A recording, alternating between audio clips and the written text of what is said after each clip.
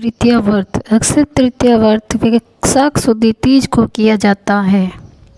यह व्रत सुख समृद्धि करने वाला होता है।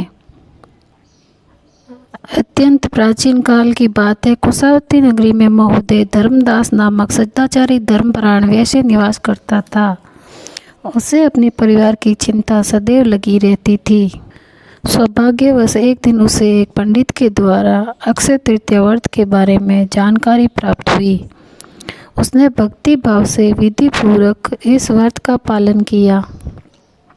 व्रत के प्रभाव से उसके दिन फिर गए।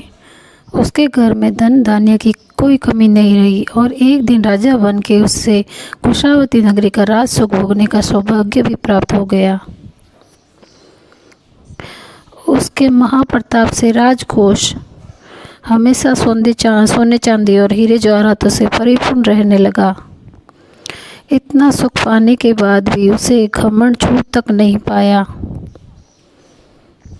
वो पहले की ही तरह पूजा पाठ और दान धर्म करता रहा।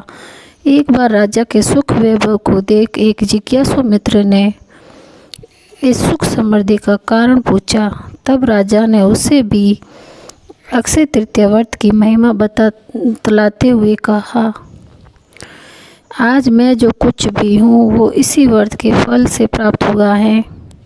राजा से यह जानकारी प्राप्त होते ही जिज्ञासु मित्र ने भी पूरे विधि विधान के साथ इस व्रत का पालन किया और इस व्रत के पूर्ण प्रताप से वो भी धन्य दाने से परिपूर्ण होकर एक वैभवशाली व्यक्ति बन गया। इस व्रत को करने के बाद सभी को ये प्रार्थना करनी चाहिए कि हे अक्षय तृतीया माता, अक्षय तीज माता, जैसे आपने वैभव दिया, उनको सुख वैभव दिया, उसी तरह सभी भक्तों को भी वैभव देना कृपया बनाए रखना। अक्षय तृतीया को अखा तीज भी कहते हैं। इस दिन लक्ष्मी माता और नारायण भगवान की पूजा की जाती है। ऐसे ही जानकारी सुनने के लिए मेरे चैनल से जुड़े रहे। धन्यवाद।